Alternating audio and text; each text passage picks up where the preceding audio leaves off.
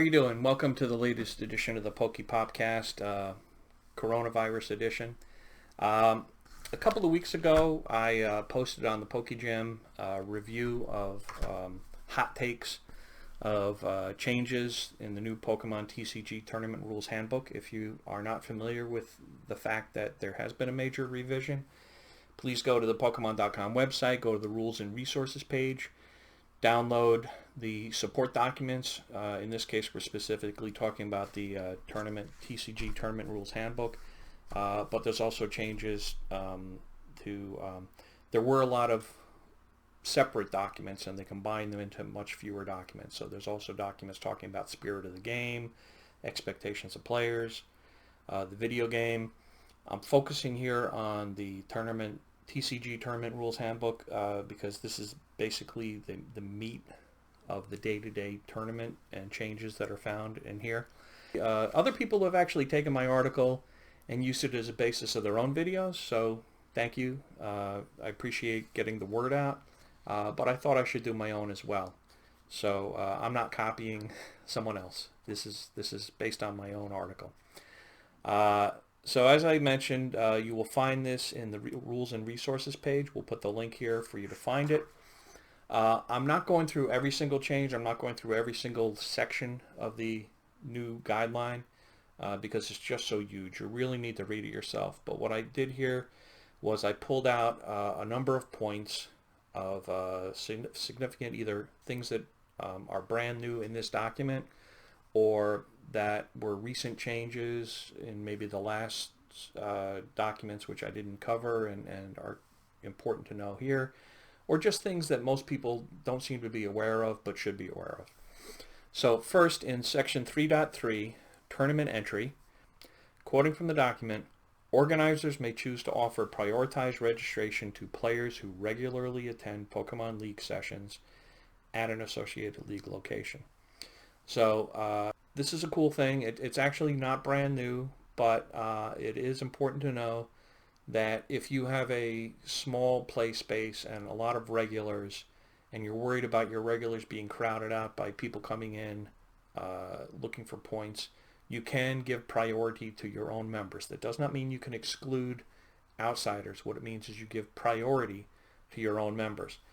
So your local players will get to play, but if there's extra space, the visitors come as well.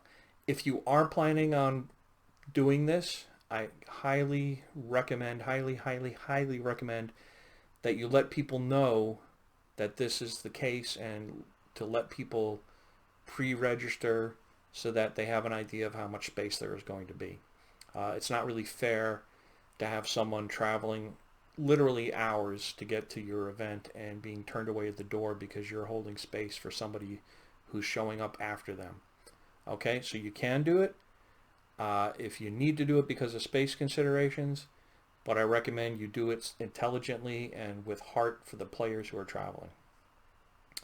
Another point that is brought up in this section is organizers may choose to completely disallow entry to any player they feel to be a threat to the safety or enjoyment of others or whose presence has previously proven detrimental to the event location for any other reason. Now, this doesn't mean that they're a threat to the enjoyment of others because they win a lot. All right? It means that they are someone who does not follow the spirit of the games, someone who steals from the shop, someone who is a bully, someone who's disruptive. That's what this is about. But basically it gives the organizer the power to control their space, that just because a player has not been banned by Pokemon doesn't mean that you cannot ban them from your game location because of other issues you've had. But again, use this intelligently. It is not meant to punish people who are good players, and you don't want good players taking points away from your locals. That's not what this is about. Okay, the next section I want to touch on, this doesn't really affect players very much, but it's good information for organizers to know about. Section 3.4.2.1, organizer presence.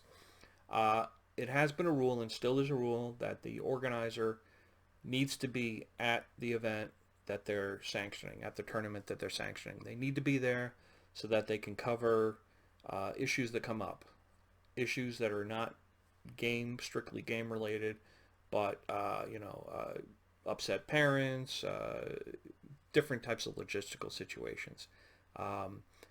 Used to be years ago that the organizer didn't have to be present, and there were organizers who would, organize a series of events and have judges go off and run them, and they would basically just sit home and collect the money for those events and not do any work after the initial work of setting it up, in the first place. And then the judges would be basically handling their duties at the event, and that's not fair to the judges. But of course, things happen. Organizers get sick. For some reason or other, they can't be there. Not that they, just sit at home, but for some reason, they literally cannot be there. And Pokemon had an unofficial workaround where the organizer could contact them and get them to switch the organizer from them to someone else to be the organizer at the event. And so the event could go on. This basically just puts that in writing, where the organizer is still supposed to be there. However, it lays out that Pokemon will work with an organizer to get them to switch either switch who the organizer is, or explain that in unforeseen situations the organizer can be excused from being there. Again, the best way is to get the responsibility transferred to somebody else, and it basically outlines how to handle that process. So again, something that has been in effect, just not officially in writing. Here it is in writing, so that's cool. The next section I want to talk about here is section 3.4.2.3, remuneration of staff. This is something that I've always been an advocate for, and I will continue to be an advocate for. The way that organizers are currently set up, they're basically independent contractors, and Pokemon cannot tell them how to run their business. You tell them you have to do this, you have to charge that, you have to pay this. There's a lot of limitations on what Pokemon can tell them. However, what they do state in here is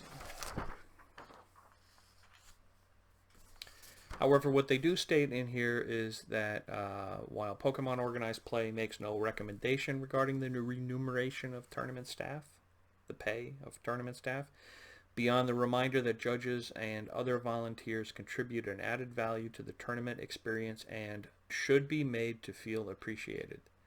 That's as far as they can go to tell organizers to pay or compensate their judges or other staff. And that's as far as Pokemon can go legally, but I'll state this very emphatically. If an organizer is charging money to players for an event, then some of that money, either in cash or gifts such as packs of cards or store credit, or however you want to parse it, should be given to the people who are actually running the event and helping that organizer make money. That's how capitalism works. If you're making money and people are helping you make money, then they deserve a fair compensation for their effort for helping you make money. So Pokemon can't say it outright, but I'll say it. If you're running events, compensate your damn staff. All right, this next little bit should be a big relief to organizers all over the world. Up until now, we have had to keep paper records for events for extended periods of time. I actually was just cleaning out one of my drawers and came across tournament records from 2010. I've been holding on to them all that time because, once you stick them in a drawer, you're holding on to them. You don't think to go back and throw them out. So they were taking up a good amount of space. When you're organizing for a long period of time, you had a lot of paperwork sitting around. So this is a welcome change. Section 3.4.3, paper records. Paper records now associated with the tournament can be disposed of and should be disposed of at the end of the tournament. Now, I would recommend possibly holding on to them for a week or two, just in case there's any kind of issue that comes up that you want to deal with. However, you are no longer required to keep these for a length of period of time. In the 10 plus years that I've been organizing events for Pokemon Organized Play, I have never once had Pokemon come to me and ask for a copy of any of my tournament records. So it really was not needed to have, and I'm glad that they have put that in writing now. So we toss out your old papers. All right, this next section is talking about streamed matches and players, section 3.6. And some players don't like being on the stream. And some organizers have been very lenient in allowing any player who objects to being on the stream to not being on the stream. Well, that's not fair to all the other players who are playing on the stream. Yes, playing on stream is higher pressure. Yes, it can be disruptive in that you maybe have headphones on that are just annoying. You're having to play in a strange place up on a stage, possibly with a judge sitting at your match that you don't normally have sitting at your match in the Swiss rounds. So there's lots of reasons why a player wouldn't want to be on stream. But one of the main facets of the Pokemon trading card game is fairness. And streaming is very important to the Pokemon trading card game, just as it is to all esports.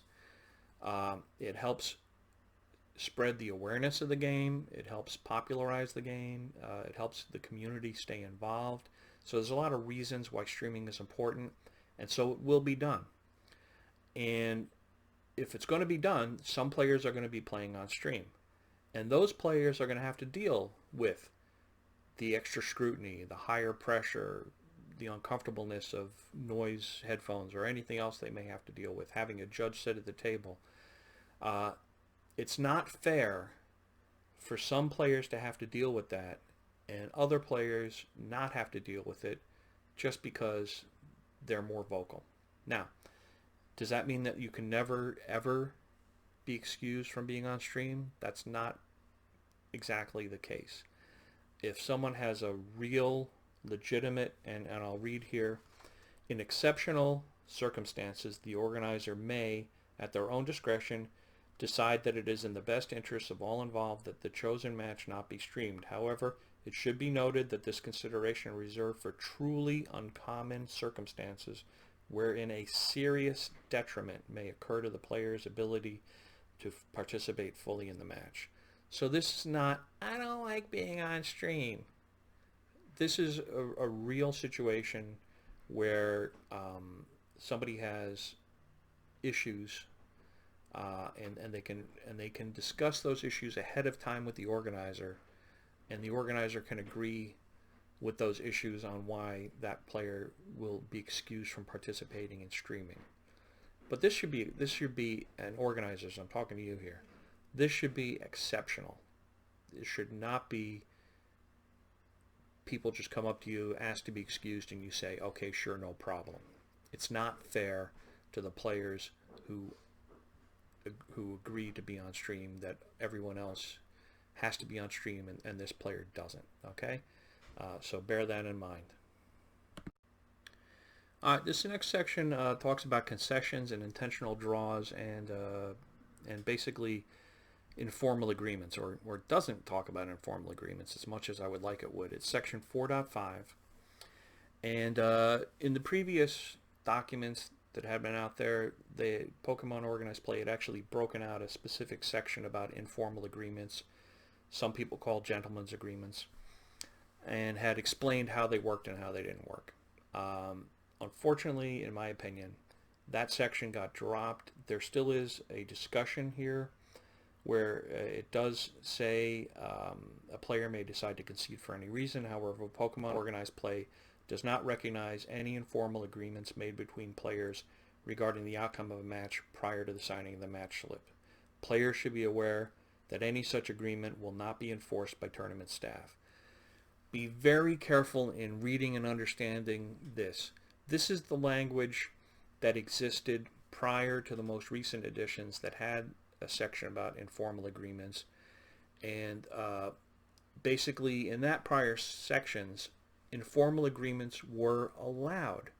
They are still allowed.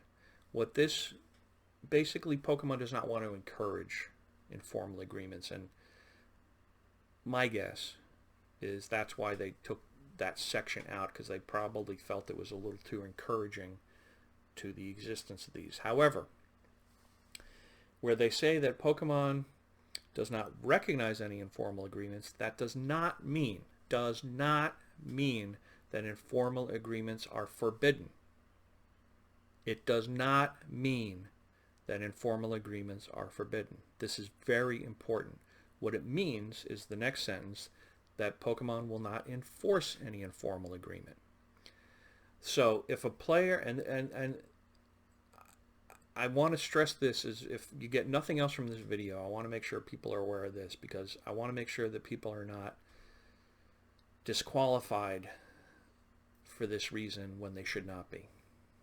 Because that's what we had in the past, when people didn't understand how informal agreements worked, and they thought that an informal agreement was forbidden, and they were disqualifying players who engaged in one. Now, what is not an informal agreement? An informal agreement is not any random means. It is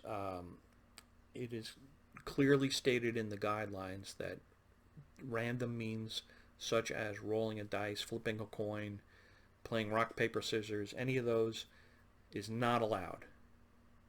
However, things such as who's ahead on prizes at the end, who's ahead on board state,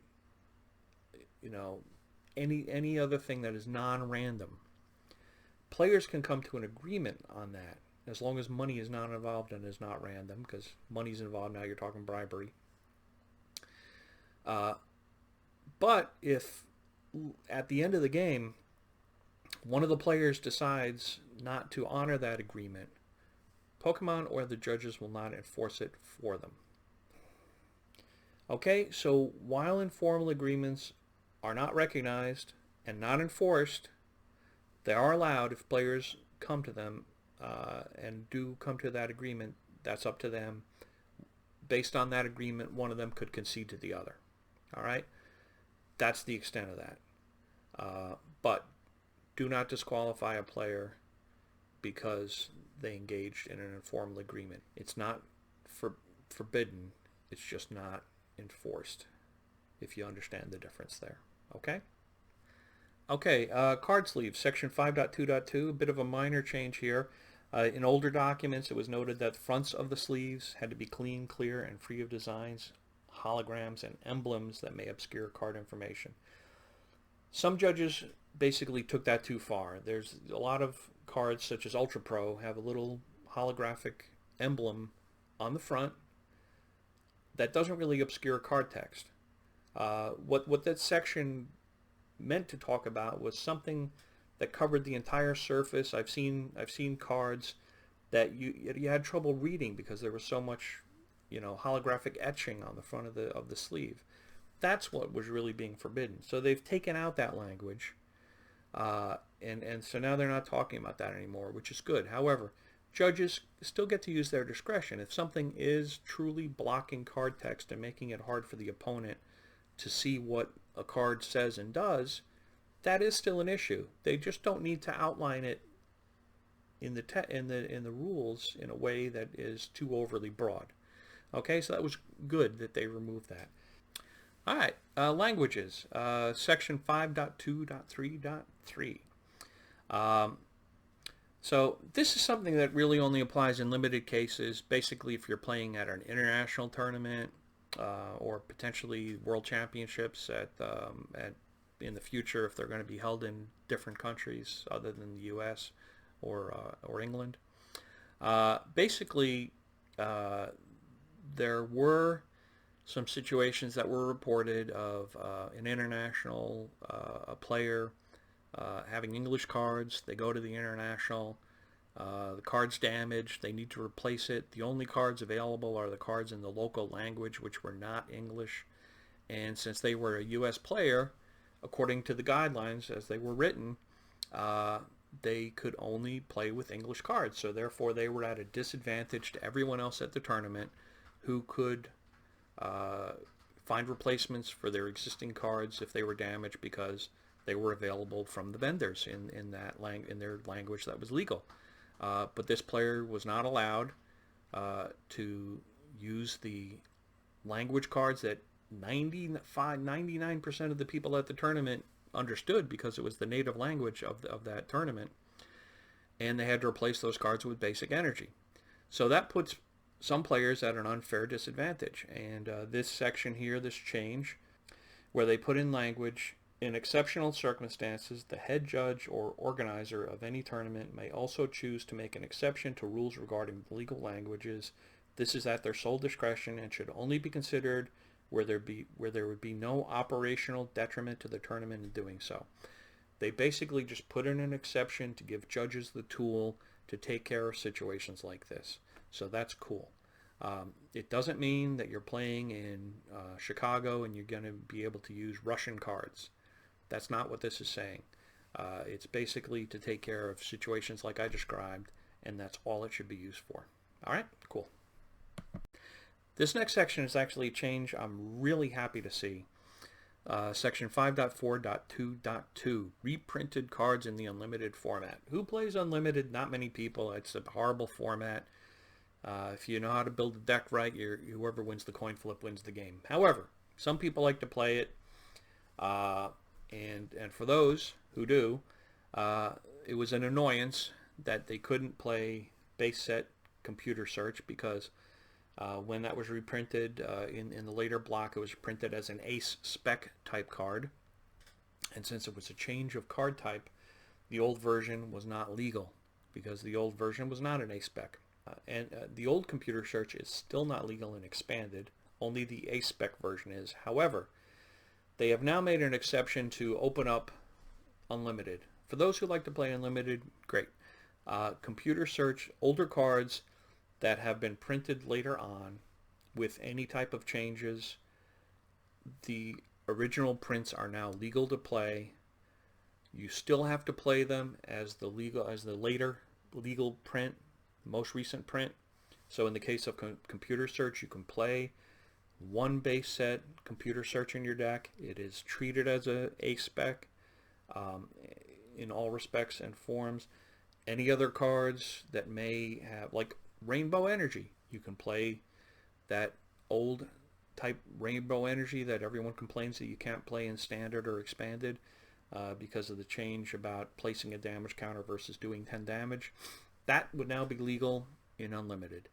Pokemon Breeder, even though the new Pokemon Breeder is a completely different card, which is draw 2 cards and heal 20 damage from your active Pokemon, you can play the old Pokemon Breeder card, but you have to play it as the new text, which is draw 2 cards and heal 20 damage from your active Pokemon. Not really worth playing. No one ever plays that card. But, you know, Pokemon Breeder is the same as Rare Candy, so play Rare Candy. What's the big deal? But, you know, so that's kind of cool. And I'm happy to see that change. Because, you know, why not? All right, a couple of things for the play area, section 5.6.1. First is it talks about when is a card played. Judges have for quite a while now been using this definition of when a card has been played, but it's good to see it in writing for the players to know so you don't have any argument about it. But basically, a card is played from the hand into the play area when you physically release the card from the hand. Okay, so what does that mean, you physically released a card? Well, here I am holding a card, right? I am holding it. If I put it down, let's use this as the play area. All right, now if I lift my hand up, the card comes with me. Let's go over here. If I have put my finger down on it like this and I lift my hand, I've released the card. I am not holding the card, I'm just touching the card. Okay, this is holding, this is touching. Touching has been played. So holding your finger on a card does not mean you get to take it back. You have now played that card. Okay, so that card is played. This card is not played, because I'm holding on to it, and if I pick my hand up, the card comes with me. That's what this section means. Judges have been using this definition for quite a while now, and good to see it in writing. The one other point that I want to cover in that area is they show a picture of what the play area is, and they define all the sections. They note that while the picture shows the right-handed layout, it is perfectly fine to use a mirrored layout. All right, the point of the layout is that deck and discard are on one side, and prizes and lost zone are on the other side, so that those two things don't get mixed up. That is the sum total of what's important there. Okay, so you don't have to, and especially judges, never enforce a player who has switched the mirror, because if they're left-handed versus right-handed, they want to draw with one hand versus the other. It has no impact on the game state, but it has an impact on their play to force them to do the side that they don't want. All right, this next section is section 5.8.2.2, Judge Enforced Progression. And as I'm calling it, Judge Ball is back, baby. So for those who don't know the history of the Pokemon trading card game, there was a period of time where some decks had a very low Pokemon count. Maybe they had a lot of fossils in there, and so maybe they only had one Pokemon. That's a legal deck. So there were a tremendous amount of mulligans, and to the point where it was impacting the opponent's ability to play the game, because if one player is taking a third of the game just to get a starting hand that they can play a basic Pokemon, that's not fair to the opponent. So Pokemon introduced what they called at the time Judge Ball. It was laid out in the professor forums only, and it described how to do it, when you would interfere in the mulligans, and move on to where the judge would basically do what is described here in the judge enforced progressions, and get a starting Pokemon for the players so that they could get the game going. It had a couple of downsides. Number one downside, the downsides actually got progressively worse. Number one, it was only outlined in the judge forums, so it wasn't anywhere where players could see it. So judges looked like they were doing something off the ranch on their own initiative, and that's never a good thing. Number two, those particular judge forums became inaccessible because they loaded new judge forum software, and so all the information from the old forums went away. I assume it's housed somewhere, but judges don't have access to it. Judges couldn't look up to refer on how to do it, so different judges would do, one judge would do it one way, another judge would do it a different way. There was no consistency.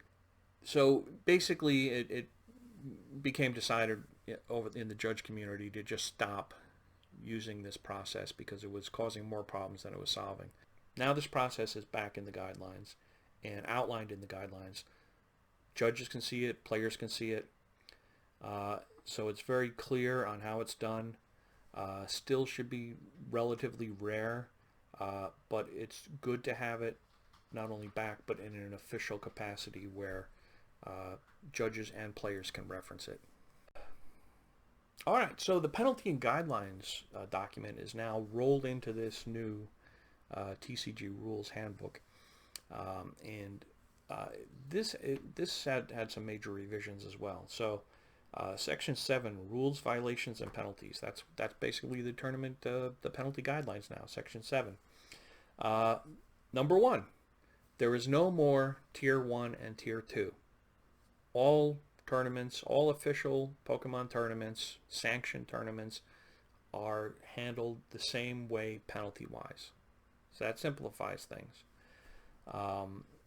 Basically, when there were tiers, local events had much lesser penalties in quite a few cases.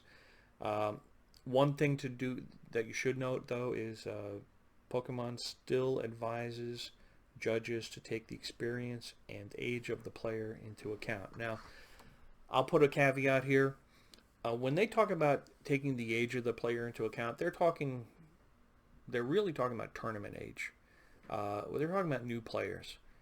If you have a 10-year-old player who's been playing for 4 years and they went to the World Championships and done well and won regionals, that player should be treated the same as any master because they are very experienced in the game. They should not be getting benefit of the doubt on their play for the most part. Treat them like a child when you're talking with them and when you're dealing with them, have a good demeanor. But in terms of the ruling should take into account their experience level. The one other thing that I'll emphasize, though, it's not stated in the guidelines, this is me saying this, and I think I'm right in saying this, is that regardless of if you decide to de-escalate a penalty because of a new or younger player, the fix to the game state should remain the same regardless of whether you de-escalate the penalty or not. The game state is the game state, and so whatever you're doing to fix the game state should remain consistent. All right, so the last thing I wanted to touch on here was in the section on deck legality, section 7.3.2.2, B2. Basically, they're used to most deck problems carry a game loss with them. There was one exception, which was legal deck, legal list, where both the deck list and the deck were legal in and of themselves, but they didn't agree with each other, and that carried a double prize penalty. That's gone away. Right now, any deck issue is either going to be minor, in which it's some markings, but they're no pattern to them, or something that is relatively minor and is going to carry a warning with it, or it's going to be a game loss. There's no middle ground of double prize penalty, and of course, cheating. If those things are done on purpose, then that rises to disqualification because of cheating. So that's important to know. Legal list, legal deck list is gone as a category. So as I noted at the beginning of this is not a comprehensive list of all changes. Judges and players should take the time to go through these documents and make sure they understand all the things that are covered in them.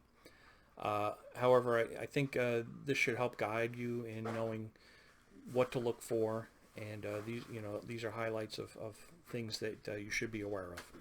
All right, thanks for listening, and stay safe out there. And we will not be having any more tournaments for the next couple of months, but once we do, have fun playing Pokemon. Take care.